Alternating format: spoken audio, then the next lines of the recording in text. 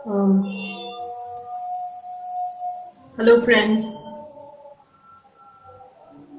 तो आज का हम टॉपिक रखे हैं स्ट्रेस में मैनेजमेंट इन यूनानी मेडिसिन। तो जैसे कि आप सब तो जानते ही होंगे कि यूनानी मेडिसिन एक नेचुरल वे ऑफ ट्रीटमेंट है और ये आता है आयुष के अंडर। कुछ टेक्निकल प्रॉब्लम हो गया था जिसकी वजह से आज हमें लेट वेबिनार स्टार्ट करना पड़ा है। और कृपया हम इसके लिए बहुत सॉरी फील करते हैं, रिग्रेट है हमें कि लेट स्टार्ट करना पड़ा है हमें वेबिनार। होपफुली अब ये सब टेक्निकल प्रॉब्लम रिजॉल्व हो गया है और हम देख सकते हैं, लाइव आ गए हैं वेबिनार में। तो अब हम डिस्कस करते हैं कि स्ट्रेस होता क्या है। इससे पहले भी कई वेबिनार्स में और वीडियोस में मैंने समझाया है कि बेसिकली स्ट्रेस को आप नेचुरली कैसे हैंडल कर सकते हैं, स्ट्रेस का प्रॉब्लम कैसे आप घर पे ही अपनी तरफ से रिजॉल्व कर सकते हैं, क्योंकि ये बहुत कॉमन प्रॉब्लम हो गया है। पहले तो ये बड़ों में आता था नजर, बट अभी तो बच्चे भी इसमें इन्वॉल्व हो गए हैं इस प्रॉब्लम में। और मतलब ये बहुत कॉमन सी चीज हो गई है। स्ट्रेस, बच्चों को स्ट्रेस है स्कूल लाइफ में। बहुत छोटे से बिलो 10 इयर्स के बच्चों को मैं देखती हूँ जो स्ट्रेस में रहते हैं, जिन्हें स्ट्रेस के कंप्लेन्स रहते हैं। इसकी वजूहात में हम देखें तो ज्यादातर ये नजर आता है कि बच्चों को स्कूल का प्रेशर है। अभी तो जिस हिसाब से कोविड का माहौल चल रहा है, सब घर से ही पढ़ाई हो रही है, वर्क फ्रॉम होम वाले इश्यूज चल रहे हैं। तो हम इसमें देखते हैं कि बच्चे बच्चों से लेके हर एज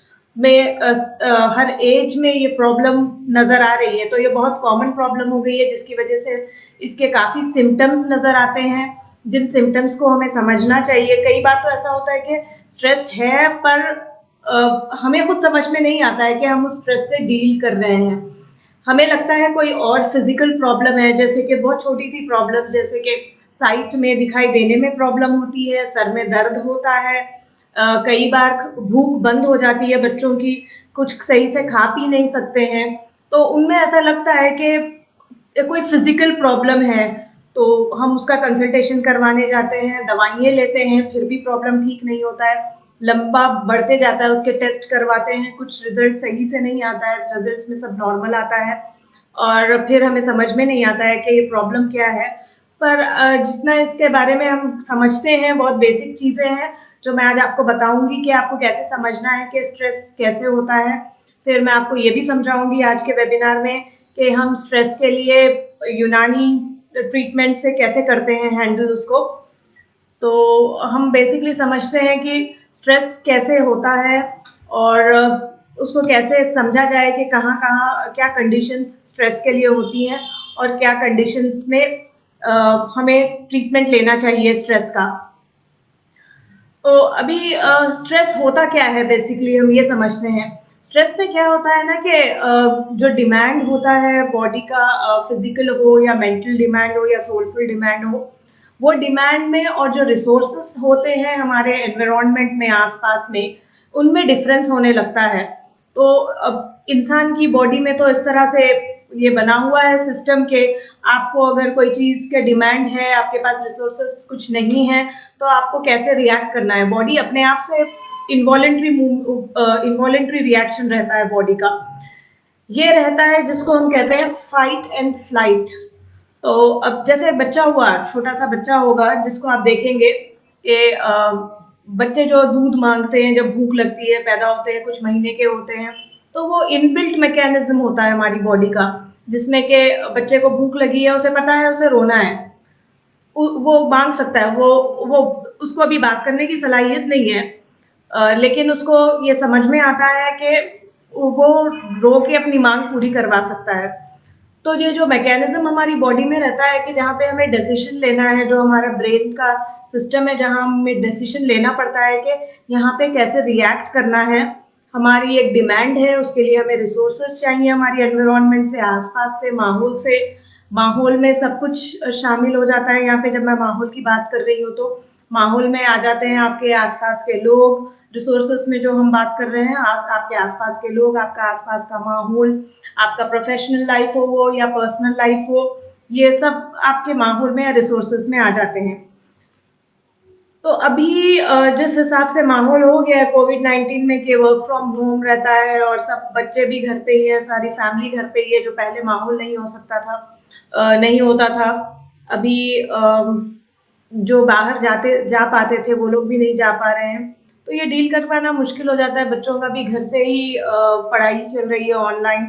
अगर बाहर भी जाते हैं तब भी स्ट्रेस है इन्फेक्शन के फैलने का, इन्फेक्शन लगने का। तो अभी हम समझते हैं कि स्ट्रेस कैसे क्या होता है बेसिकली। इसमें आता है जैसे कि अगर कुछ कॉन्फ्लिक्ट हो गया, पहली चीज तो ये होती है कि कोई कॉन्फ्लिक्ट हो गया हमारे डिमांड और रिसोर्स में। डिमांड हमारी बॉडी का है, रिसोर्सेस हमारा एनवायरनमेंट है। तो और रिसोर्सेस या जो हम एनवायरनमेंट की बात करते हैं वो है स्टिमुलस, जो हमारी बॉडी में स्ट्रेस पैदा करता है। तो बेसिकली इसमें आते हैं अगर हम ब्रेन से देखा जाए तो ब्रेन के कुछ ऑर्गन्स हैं जो इसमें इन्वॉल्व होते हैं। तो ये रहता है हाइपोथैलेमस पिट्यूटरी एक्सिस रहता है, जिसकी वजह हाइपोथैलेमस एक ब्रेन का छोटा सा हिस्सा है, दिमाग का छोटा सा हिस्सा है, जहाँ से जहाँ से ये कंट्रोल होता है बॉडी में। जो फ्लाइट और फाइट रिस्पॉन्स का मैं बोल रही हूँ, बॉडी का जो रिस्पॉन्स रहता है हमारा, वो कंट्रोल होता है हाइपोथैलेमस से। और पिट्यूटरी और एड्रिनल ग्लैंड्स रहते हैं जो हार्मोन सेक्रेट करते हैं हमारी बॉडी में, जिसकी वजह से हमारी बॉडी रिएक्ट करती है। ये बेसिक रिस्पॉन्स ऐसा होता है कि अगर आपके सामने कोई ऐसा प्रॉब्लम आ गया है, जैसे कि आपने सामने अगर सांप देख लिया है, तो आपकी बॉडी को पता है कि अभी यहाँ से भागना है, ये तुरंत ही भागना है और ये तो हमें नुकसान पहुंचाने वाला है। तो मोस्टली बॉडी इस तरह के हालात से गुजरती है, तब जाके स्ट्रेस होता है। कई बार क्रॉनिक स्ट्रेस हो जाता है जब बॉडी को बार बार इन हालात से गुजरना पड़ता है, और वो जो रिएक्शन रहता है इमीडिएट और लेस सस्टेनेबल रिएक्शन रहता है। इन केसेस में बॉडी को क्या होता है, क्रॉनिक स्ट्रेस डेवलप हो जाता है। क्रॉनिक स्ट्रेस के रिजल्ट में बॉडी कांस्टेंट फटीग महसूस करती है। कांस्टेंट फटीग होता है कि हमेशा थकान सी महसूस होने लगती है, सर में दर्द रहता है बहुत ज्यादा, कभी कम होता है कभी ज्यादा, आंखों में धुंधलापन होने लगता है, भूख नहीं लगती है सही से। अभी और ये टाइम अगर ज्यादा जाता है, क्रॉनिक स्ट्रेस का पीरियड ज्यादा होता है, तो जॉइंट्स पेन भी होते हैं, कई सारे रेस्पिरेटरी प्रॉब्लम्स डेवलप हो जाते हैं, ब्रीदिंग प्रॉब्लम्स, जिसमें और ये जिन केसेस को अस्थमा है ऑलरेडी, वो केसेस में और ज्यादा सीवियर उभर के आते हैं ये प्रॉब्लम्स। जिनको स्किन प्रॉब्लम्स हैं जैसे कि एक्जिमा हो, सोरियासिस हो, ये प्रॉब्लम्स और ज्यादा उभर के आते हैं। दवाइयों से भी कंट्रोल नहीं होता है। मैं कई देखती हूँ, मेरे पास पेशेंट्स आते हैं, बोलते हैं 15 साल से उनको एलर्जी का प्रॉब्लम है और उन्होंने कई सारी दवाइयाँ ली हैं। वो पहले तो दवाइयों से टेम्पररी उनको मेंटेन किया जाता था, वो मेंटेन कर पाते थे, पर अभी कुछ टाइम से ऐसा हो रहा है कि उनके साथ वो जो प्रॉब्लम हो गया है इच का उनके स्किन में, वो प्रॉब्लम दवाइयों से जो पहले से कंट्रोल होता था अब तो वो भी नहीं हो पा रहा है। तो बेसिकली ये इसका कारण या वजह अगर हम देखें तो रहता है क्रॉनिक स्ट्रेस। क्रॉनिक स्ट्रेस की वजह से जो भी आपके दबे हुए प्रॉब्लम्स हैं वो उभर के आ जाते हैं।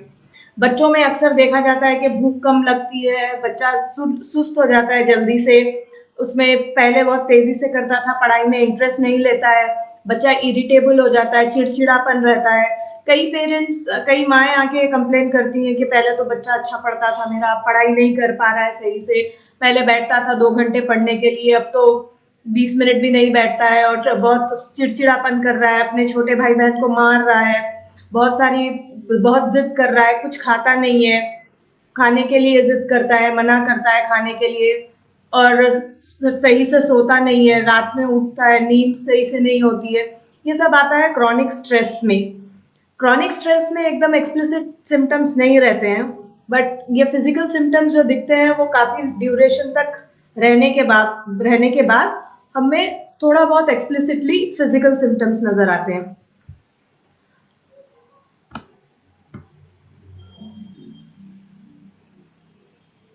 हाँ, तो अब मैं देख रही थी कि किसी के कोई क्वेश्चंस आए हैं क्या।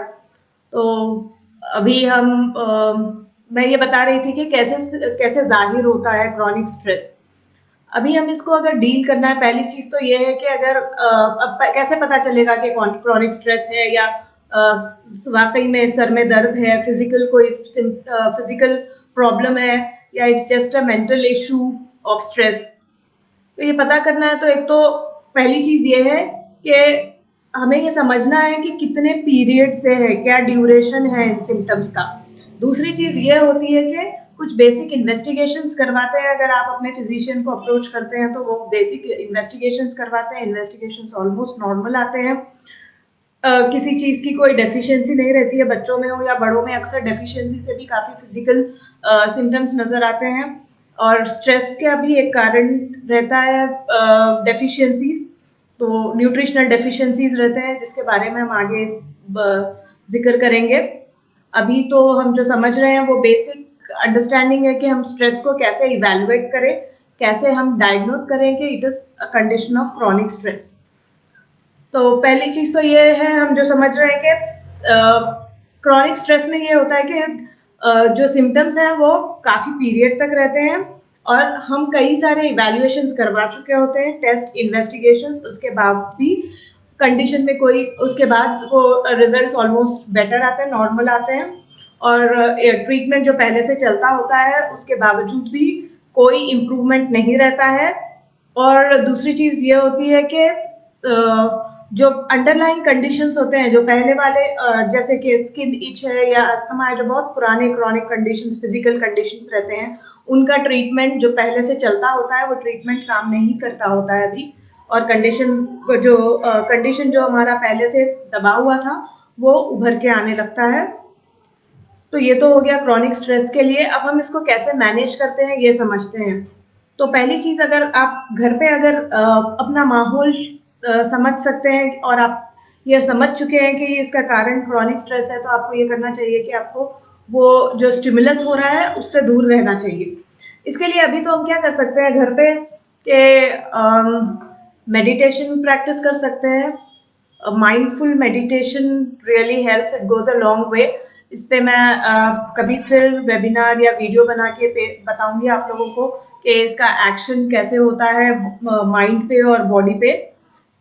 जो मेडिटेशन करते हैं हम क्यों प्रेस्क्राइब किया जाता है, actually it's a way of treatment. Meditation is not just a practice, it's a way of treatment to deal with stress. कैसे वो हाइपोथैलेमस पे और दूसरे ग्लैंड्स पे, सेक्रेटरी ग्लैंड्स पे इफेक्ट करता है, ये हम डिटेल्स, इसके साइंटिफिक डिटेल्स हम बाद में समझेंगे। अभी तो हम ये तरीके समझते हैं कि कैसा किया जाता है। ये फिजिकल एक्सरसाइज बहुत मदद करती है आपको।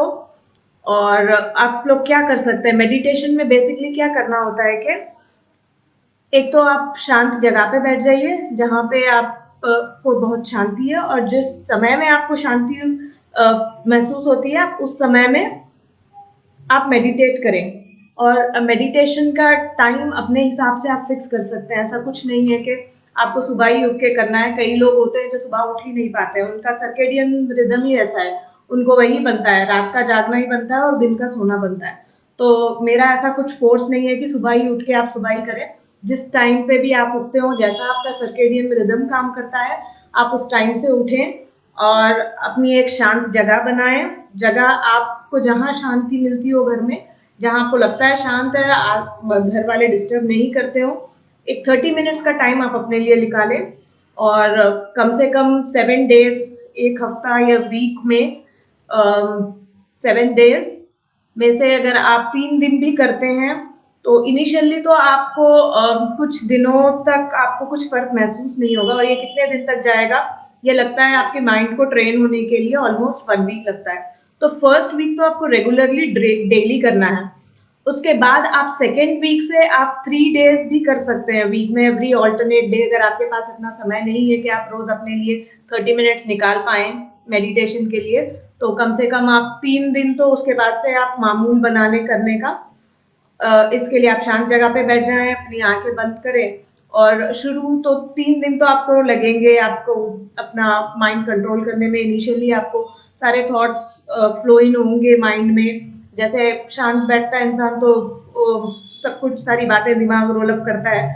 ये आपका प्रोसेस चलेगा 3 दिन तक। जिस पे आप बिल्कुल भी कंट्रोल नहीं कर पाएंगे। इसका मतलब ये नहीं है कि आप मेडिटेट नहीं कर पाओगे।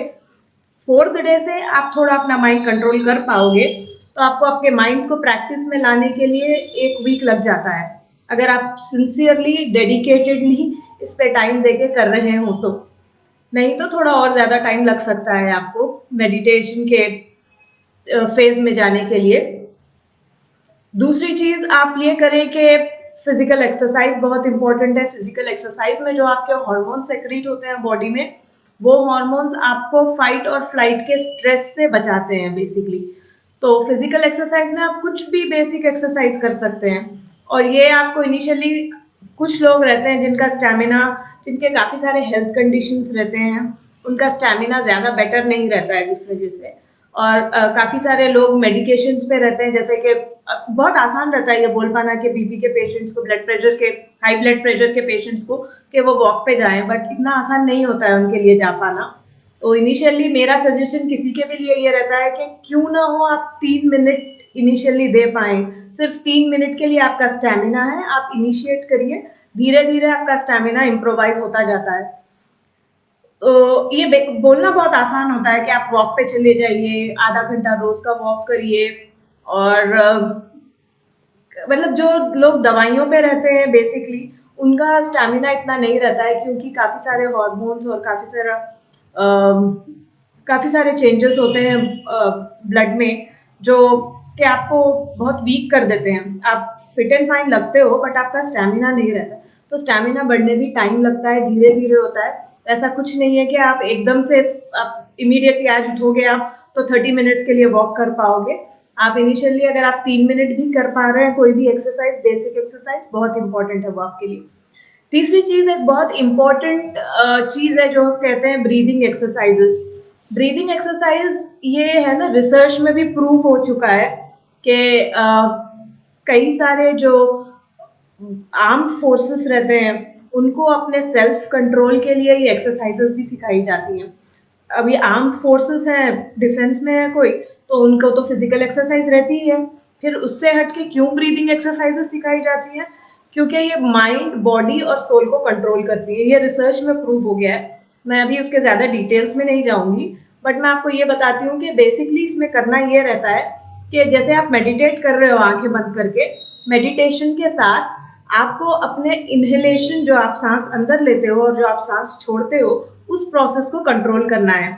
इसमें आपको 3 एस्पेक्ट से भी आपका बॉडी को कवर अप मिलेगा।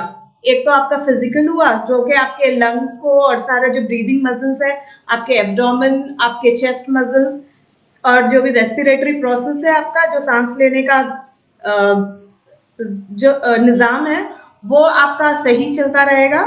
दूसरी चीज, आपके माइंड को एक होल्ड मिलेगा कि जो फ्री फ्लो थॉट्स होते थे आपके, आपका माइंड कंट्रोल कर पाएगा जब आप ब्रीदिंग को कंट्रोल करना सीखोगे। तीसरी चीज ये है कि इसमें जब आपका माइंड अपने आप कंट्रोल कर पाएगा, तो ये आपको सोलफुली भी बहुत इम्प्रोवाइज करेगा, आपका हेल्थ कंडीशन इम्प्रोवाइज होगा। तो जो बेसिकली हेल्थ का डेफिनेशन होता है, वो उसमें माइंड, बॉडी और सोल तीनों भी इम्प्लाई होते हैं। तो आपको इन तीनों एंगल से देख के मेजर्स लेने हैं।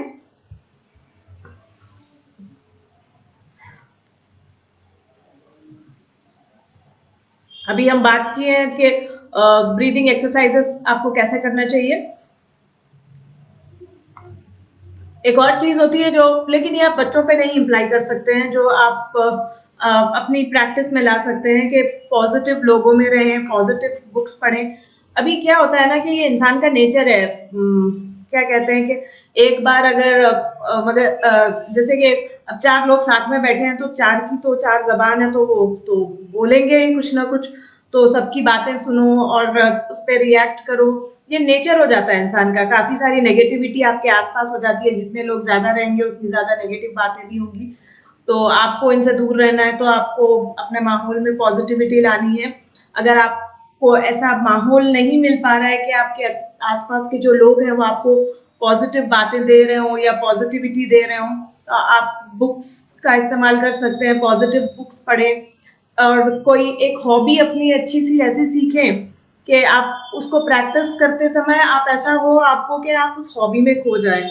इससे काफ़ी ब्रेन को रिलैक्सेशन मिलता है, एक पॉजिटिविटी आती है, सेंस में सेंसिबिलिटी आती है, पॉजिटिविटी आती है सेंस में, जिसकी वजह से आप अपने आप पॉजिटिव सोचने लगोगे। आपको आपको बॉडी को लगेगा कि आपने कुछ अचीव किया है जब आप वो टास्क कंप्लीट कर लेते हो। जैसे कि पेंटिंग हुआ या कोई और हॉबी जो कि आप अकम्प्लिश कर सकते हो, जिसको आप टारगेट देके आप कंप्लीट कर सकते हो। आप बता सकते हो कि हाँ, आज के लिए मैं ये कर लूंगी या ये मैं कर लूंगा और मैं कर पाऊंगा। तो आपकी बॉडी में एक सेंस ऑफ अकम्प्लिशमेंट आएगा, जिसकी वजह से आपका फिजिकल, मेंटल और स्पिरिचुअल हेल्थ को बेटर रखने में मदद मिलेगी। और भी बहुत सारे तरीके हैं जिससे कि हम कंट्रोल कर पाते हैं। दवाइयों में अगर आप आते हैं कंसल्टेशन के लिए, तो दवाइयों में आपको बहुत सारी चीजें दी जाती हैं। दवाइयों में मोस्टली मुफर्रहात हम कहते हैं, इसमें यूनानी में जो दिए जाते हैं मुफर्रहात ऐसी दवाइयाँ होती हैं जो कि बेसिकली आपके ब्लड में जो एलिमेंट्स होते हैं उन उनमें से स्ट्रेस बढ़ता है। ब्लैक बाइल बोलते हैं, काला सफरा, जिसकी वजह से स्ट्रेस बढ़ता है। तो काला सफरा, सफेद पीला सफरा, इनको कम करने के लिए दवाइयाँ दी जाती हैं। और ऐसी दवाइयों से इंटरनली इन एलिमेंट्स का तंत्रिया या डिटॉक्सिफिकेशन किया जाता है। इससे हटके रेजिमेंटल थेरेपी दी जाती है, जैसे कि इरिगेशन थेरेपी, नुतूल कहते हैं। नुतूल में क्या होता है कि पानी या ऑयल का बेस लिया जाता है, जिसमें मुफर्रह दवाइयाँ जैसे गुलाब के फूल, एक एग्जांपल दे रही हूँ मैं, और भी दवाइयाँ यूज की जाती हैं। डिपेंड करता है कि आपकी बॉडी में किस एलिमेंट की ज्यादती और कमी है। उस हिसाब से कंसल्टेशन के बाद ये डिसाइड किया जाता है कि आपको क्या मुफर्रहात लगेंगे, और उस पानी को सर पे पोर किया जाता है। एक मिनिमम टेम्परेचर, उसका ऑप्टिमम टेम्परेचर रखते हैं, और उसका जो ड्रॉप्स रहते हैं या उसकी जो धार होती है उसका भी कितना लिमिट होना है वो कैलकुलेट करके, और कितने टाइम तक, कितने ड्यूरेशन तक इरिगेशन थेरेपी या नुतूल चलना है वो डिसाइड करके ट्रीटमेंट किया जाता है उसके थ्रू। इससे हटके और भी रेजिमेंटल थेरेपीज में और भी ट्रीटमेंट आते हैं, जैसे कि स्ट्रेस मैनेजमेंट के लिए अगर आपको जरूरत है तो लीच थेरेपी किया जाता है, कपिंग थेरेपी किया जाता है। अगर उसके साथ हेडेक है, माइग्रेन रहता है स्ट्रेस की वजह से, जो फिजिकल सिम्टम्स में आता है, तो ये आपको कंसल्टेशन के बाद डॉक्टर आपके डिसाइड करते हैं कि आपके साथ क्या ट्रीटमेंट देना है। तो ये इन सीवियर कंडीशंस में किया जाता है। और ये हमने देखा है कि अगर स्किन का प्रॉब्लम भी है और स्ट्रेस की वजह से वो ज़्यादा बढ़ता जा रहा है, तो जब तक आप स्ट्रेस हैंडल नहीं करोगे तो ये प्रॉब्लम भी हैंडल नहीं होता है। जो पहले कई लोग आके ये बोलते हैं ना कि हाँ, ये पहले से हम दवाई ले रहे हैं 15 साल से तो कंट्रोल में रहता था, पर अब ऐसे हो रहा है कि अब नहीं हो रहा है कंट्रोल, दवा कुछ असर नहीं कर रही है, शायद और पावर की दवा चाहिए और ज़्यादा हायर पावर की चाहिए दवा। ऐसा नहीं बेसिकली रहता है, उसका कंडीशन कुछ और होता है, इंटरनल कंडीशन जो हमें समझ में नहीं आता है। तो बेटर है आप एक बार कंसल्टेशन लें, जहाँ पर आपको समझ में नहीं आ रहा है कि क्यों आपका अपना फिजिकल कंडीशन वर्स होता जा रहा है या बच्चों का कंडीशन वर्स होता जा रहा है।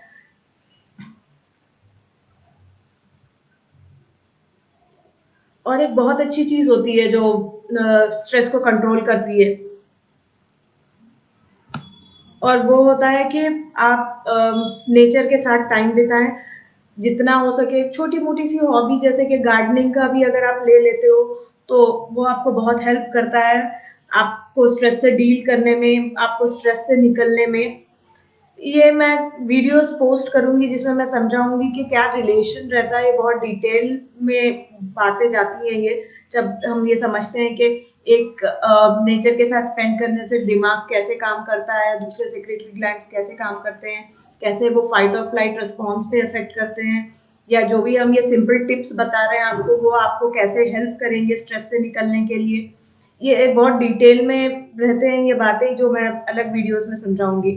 पर अभी आप बेसिक ये फॉलो कर सकते हैं स्ट्रेस से डील करने के लिए। अगर आपको ऐसे सिम्टम्स लगते हैं कि आपको हेडेक है, या आप बच्चों में देख रहे हैं चेंजेस के बच्चों में चिड़चिड़ापन बढ़ गया है, वो ज्यादा लड़ने झगड़ने लगे हैं, वो आपकी बात कम मान रहे हैं, वो आपको पलटा के पहले नहीं बोला करते थे अब आपको बोल रहे हैं, और आपकी बात कम मानते हैं, कुछ समझ नहीं पा रहे हैं पढ़ाई के लिए।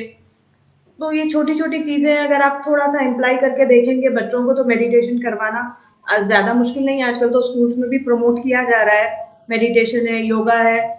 योगा भी एक टाइप का फिजिकल एक्सरसाइज ही है। तो बेसिकली जितना आप कर सकते हो, या बच्चा जितना कर पाता है, तो ये कर सकते हैं। या एक अभी तो थोड़ा पार्क्स वगैरह खुल भी गए हैं, तो आप विजिट कर सकते हो बच्चों को लेके, नेचर के साथ थोड़ा टाइम स्पेंड करें। एक ऐसी हॉबी बना दे बच्चों की भी छोटी सी, जैसे कि पेंटिंग है, या ड्राइंग या कलरिंग, जिसमें कि उनको अकम्पलिशमेंट मिले, तो इससे भी बहुत ज्यादा पॉजिटिविटी आती है।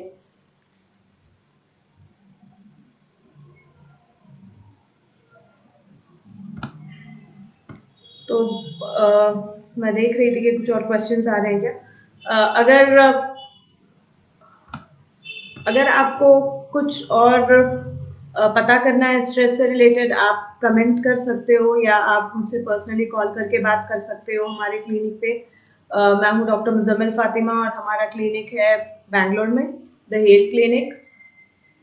और जो मैं आपकी हेल्प कर सकती हूँ तो मैं ज़रूर करूँगी।